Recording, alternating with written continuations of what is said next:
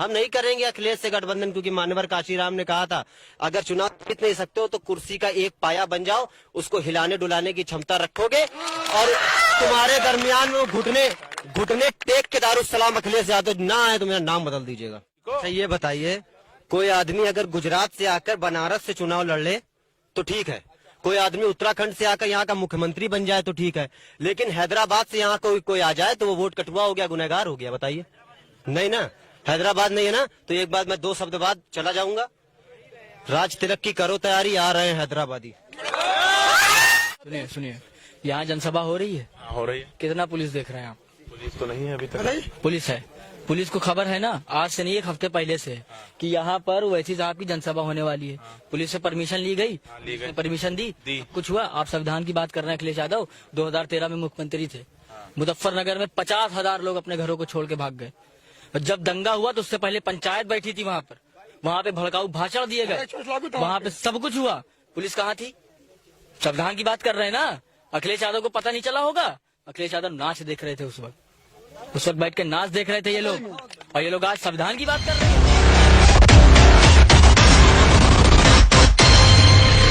देश की गर्माहट जैसे सूरज से पूरा भारत देश जो है गर्म रहता है, उसी तरीके से असदुद्दीन अवैसी का उत्तर प्रदेश में आगमन को लेकर सभी पार्टियां अलर्ट हो जाती हैं। और अगर बात किया जाए तो आज जौनपुर में जो है वो असदुद्दीन अवैसी गरजेंगे। ये वही मंच है जिस मंच से जौनपुर की जनता को संबोधित करेंगे, यानी असदुद्दीन अवैसी। लेकिन उनके गरजने से किस पार्टी को नुकसान होता है, कौन फायदा और नुकसान बताने लगता है, यहां पर हमारे साथ मौजूद लोग बताएंगे।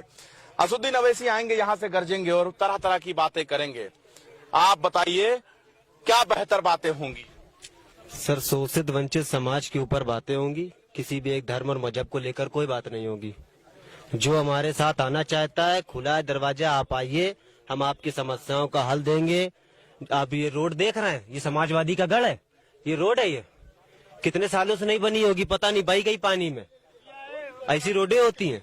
यहाँ पे लाइटों की सुविधा ही नहीं है, दिन में लाइट ही नहीं आती है, ये समाजवादी का गढ़ है। तो समाजवादी समय खत्म है, पुंगी बजी हुई है समाजवादी की, याद रखिएगा। अखिलेश ने तभी गठबंधन करने से मना कर दिया। हम नहीं करेंगे अखिलेश से गठबंधन, क्योंकि मान्यवर काशीराम ने कहा था अगर चुनाव जीत नहीं सकते हो तो कुर्सी का एक पाया बन जाओ, उसको हिलाने डुलाने की क्षमता रखोगे और तुम्हारे दरमियान में घुटने टेक के दारुस्सलाम अखिलेश यादव ना आए तो मेरा नाम बदल दीजिएगा। नहीं तो अकेले जो है मुसलमान को मनाने से जो है सरकार में आ जाएंगे उत्तर प्रदेश के अंदर। फिर कहाँ मुसलमानों की बात हो रही है? आप लोग लगता सुनते ही नहीं है कभी।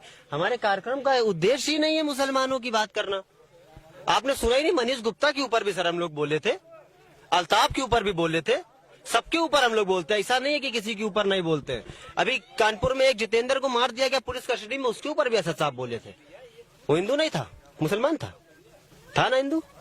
अरे मायावती ब्राह्मण को मना रही है, देख लीजिए, क्यों उनके मनाने से क्यों लोग नहीं मान रहे हैं? मायावती को कैंडिडेट नहीं मिल रहे हैं, ढूंढे 403 पे चुनाव नहीं लड़ा पा रहे, ब्राह्मणों को तो मनाएंगी।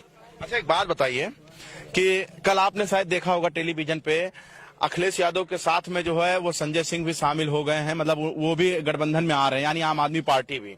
और उसके बाद अगर बात किया जाए तो जयंत चौधरी भी वो गठबंधन में आ गए हैं। सबको अखिलेश यादव शामिल कर रहे हैं। अवैसी से बेर क्यों है अखिलेश यादव जी को? ये बताइए, कोई आदमी अगर गुजरात से आकर बनारस से चुनाव लड़ ले तो ठीक है, कोई आदमी उत्तराखंड से आकर यहाँ का मुख्यमंत्री बन जाए तो ठीक है, लेकिन हैदराबाद से यहाँ कोई आ जाए तो वो वोट कटुआ हो गया, गुनहगार हो गया। बताइए, नहीं ना, हैदराबाद नहीं है ना, तो एक बात मैं 2 शब्द बाद चला जाऊंगा। राज तिलक की करो तैयारी, आ रहे हैं हैदराबादी। 2 मिनट बात आपसे करनी है, आ जाइए। बात तो होनी है, बहुत तगड़ी बात होनी है, क्योंकि आपने सियासत छेड़ दी है। अब देखिए जिस तरीके से जो है, अब आप कह रहे हैं कि हैदराबाद से आ रहे हैं, लेकिन लोग कह रहे हैं कि इसमें मुसलमान ही मुसलमान भरे हुए हैं, हिंदू कहाँ हैं? आपने नहीं देखा ये इतना बड़ा क्या मैं पुतला हूँ? जो लोग कहते हैं आज कि मायाम पार्टी मुस्लिम पार्टी है, उनके मुंह पे तमाचा। हमारे पंडित जी देखिए, आज भगवा टोपी साथ आते हैं, ये देखिए मायाम की ताकत है। क्या नाम है? नाम क्या है? पंडित क्षितिज द्विवेदी। तो असद के अंदर क्या देख लिया आपने? असदुद्दीन अवैसी के अंदर क्या देख लिया कि आप शामिल हो गए? 2013 का दंगा देखा था सपा वाला, मुजफ्फरनगर का। सपा में जा सकते थे। 2013 का दंगा देख लिया, मैंने कहा मन नहीं कर रहा। कांग्रेस ने 60 साल में 6 सिलेंडर दे रही थी, वो मन नहीं कर रहा। वो बीजेपी आ गई, बीजेपी ने 2 करोड़ रोजगार के वादे करके मुकर के मैंने का मन नहीं कर रहा। असद साहब को मैंने हैदराबाद में देखा भाई, दारुसलाम में एक बार आप जाइए, मेरे पैसे से टिकट ले लीजिए, दारुसलाम में जाइए, वहाँ पे इतना बड़ा टिकटदारी मिलेगा आपको, 70% वहाँ हिंदू रहता है, पता करिएगा। कहाँ? दारुसलाम में? दारुसलाम में वहाँ जात धर्म नहीं पूछा जाता। जिस जगह से अकबरुद्दीन ओवैसी चंद्रगुट्टा से जहाँ से विधायक हैं, 10 करोड़ रुपए वहाँ पे पास कराए काली मंदिर के लिए, चाहते तो ना कराते। यार आप देखिए, आप पंडित हैं तो ये सवाल जायज है। असदुद्दीन अवैसी कहते हैं कि हमें डिप्टी सीएम एक मुस्लिम बना दो उत्तर प्रदेश के अंदर। आप पंडित ठहरे, आपकी तो बात वो करते ही नहीं है। नहीं करते, पंडित तो हमारा है ना, हमारा ही तो राज चल रहा है। यूएपीए किसके लिए बनाया गया? हमारे लिए थोड़ी ना बनाया गया। आप पे आवाज उठा दो एक योगी के खिलाफ, आपके लिए यूएपीए लग जाएगा, मेरे ऊपर नहीं लगेगा। ये बाबा की राजनीति है। लेकिन ये तो समझने वाली बात है कि असदुद्दीन अवैसी कहते हैं डिप्टी सीएम दे दीजिए, मुसलमान दे दीजिए डिप्टी सीएम। तो इस बारे में हम देखिए, मुसलमान 70 साल से सिर्फ पछाड़ा गया है। पहले 20% था रोजगार में, सरकारी नौकरी में, अब 1% से भी कम बचा है। ठीक है, दूसरी बात ये कि भाई मुसलमानों की जो कयादत है वो इकट्ठा नहीं है, मुसलमानों का कोई सियासी लीडरशिप नहीं है, मुसलमानों के पास न झंडा है, न डंडा है, न कोई लीडर है। एक लीडर आया, उसको भी लोग सपा बसपा वाले कहते हैं एजेंट है। आज तक यही नहीं समझ पाए हम लोग किसके एजेंट है। सपा कहती है बीजेपी के, बीजेपी कहती है सपा के। तो पहले एक काम करो, पहले मुलायम सिंह यादव और योगी एक साथ बैठ के एक कमरे में चाय पी लें और बात कर लें कि किसका होता है। अब मत पकड़िएगा, एक सवाल। खैर चलिए, चले गए पंडित जी, लेकिन हम जानना चाह रहे थे कि भगवा पहनकर उनको यहाँ पर आना हुआ, जैसे वो भगवा पहन के आगे। पंडित जी देखिए, जबकि मैं देखता हूँ, देखिए हरा अंगूछा है, सबके पास हरा अंगूछा है, और भगवा पहन के चले आए हैं। हरा हरियाली का प्रतीक है, उसमें गलत क्या है? पहने हैं किसान। पंडित जी जो है भगवा पहन के तो क्या हुआ भैया, झंडे में हमारे हरा भी है, भगवा भी है और सफेद भी है। तो कलर से ये बीजेपी वाले नहीं है जो कलर, हम लोग कलर से जो है नाराज हो जाएंगे। और बीजेपी से कहना चाहूंगा, कहाँ से हरा मिटाओगे? ये जो पेड़ लगे हैं कि काट डालोगे सारे हिंदुस्तान के? तो ये सब भगवा हरा इन सब की लड़ाई छोड़िए, संविधान की लड़ाई लड़िए। संविधान का ये जो खत्म किया जा रहा है हिंदुस्तान से। अच्छा, असदुद्दीन अवैसी अखिलेश के पीछे ही क्यों पड़े रहते हैं, हम नहीं समझ पा रहे हैं। देखिए, अब मैं इसका बहुत अब कांग्रेस के पीछे क्यों पड़े रहते हैं, बता रहा हूँ।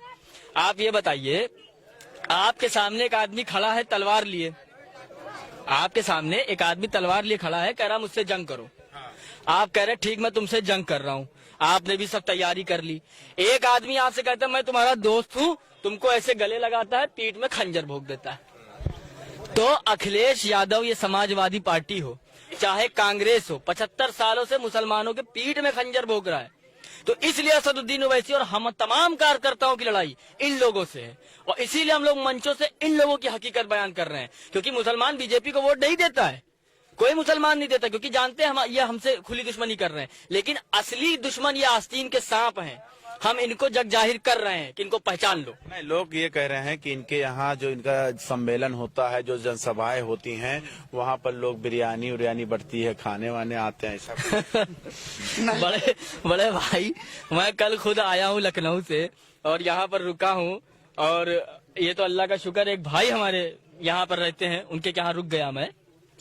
ऐसा कुछ नहीं है, आप 2 बजे चले जाइएगा, जनसभा जब बीच में हो रही हो, सबसे पीछे वाली कुर्सी पे चले जाइएगा या सबसे आगे वाली कुर्सी पे, उससे पूछेगा भाई कितना मिला, कितने में आए हो, वो बता देगा। चले जाओ, मैं ओवैसी साहब की मोहब्बत में आया हूँ, और ये सच्चाई है, ये सच्चाई है भाई। लोग मोहब्बत में ही आते हैं, वोट डालने तो नहीं आएंगे। वोट भी पड़ेगा, मोहब्बत है, लेकिन क्या है ना बड़े भाई कि असल में ये रोना जो है 70 सालों का है।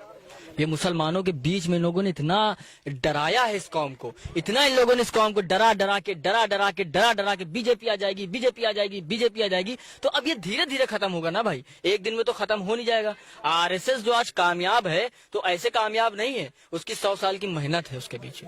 उसने घर घर जाके नफरत का बीज बोया है, तब जाके आज ये देश का हाल हुआ है। अब असदुद्दीन अवैसी मुसलमानों के बीच में जाएंगे, समझाएंगे। अब हम समझाएंगे मुसलमानों को ही नहीं, हमारे दलित भाइयों को भी समझाएंगे, हमारे हिंदू भाइयों को भी समझाएंगे कि मेरे भाई संविधान बचा लो।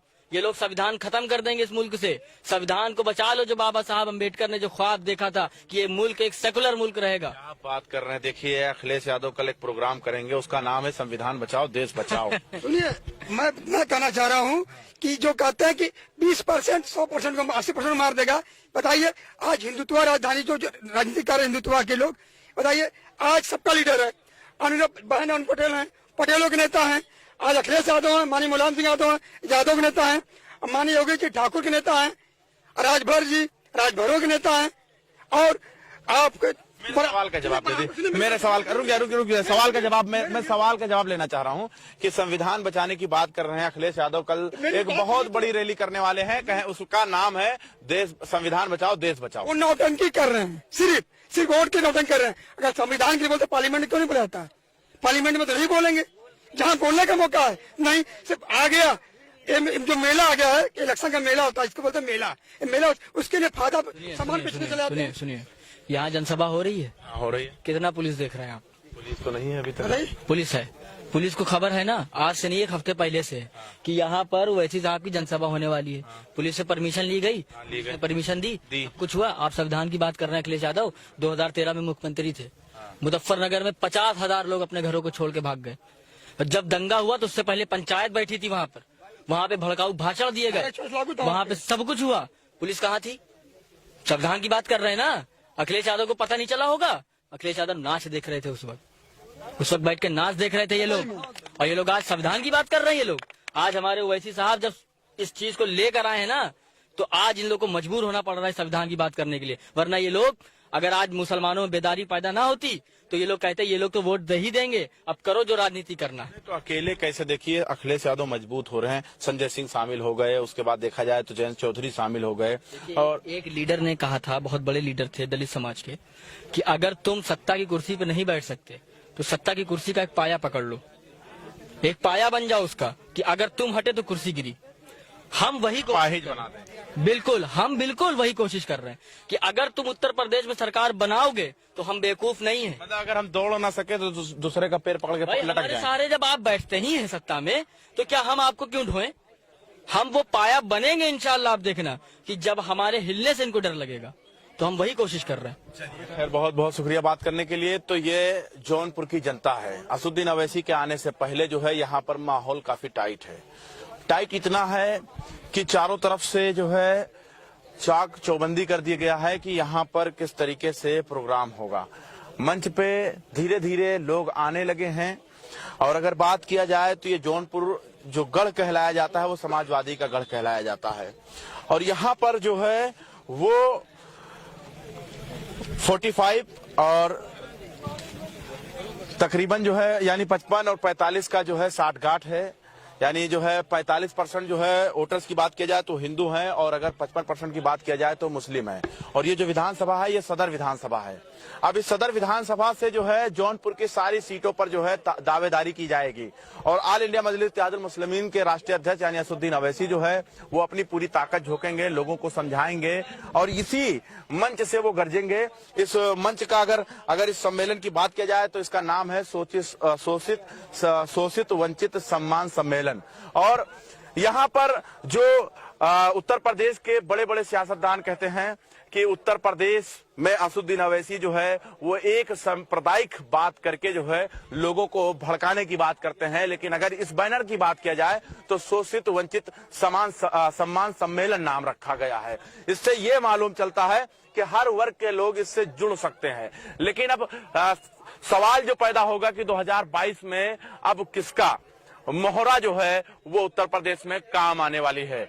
जहां पर अगर बात किया जाए तो मायावती की, तो मायावती ब्राह्मण को मना रहे हैं, तो अखिलेश यादव जो है वो गठबंधन करने में यकीन रखते हैं। और अगर भारतीय जनता पार्टी की बात किया जाए तो वो सबका साथ सबका विकास के मुद्दे पर जो है जनता के बीच में जाना चाहती है। अब इन सभी सवालों को लेकर हम गांव-गांव में भी जाएंगे। जुड़े रहें और देखते रहें जनता का हिंद। कैमरामैन चांद के साथ मैं मोहम्मद जैफ, लखनऊ।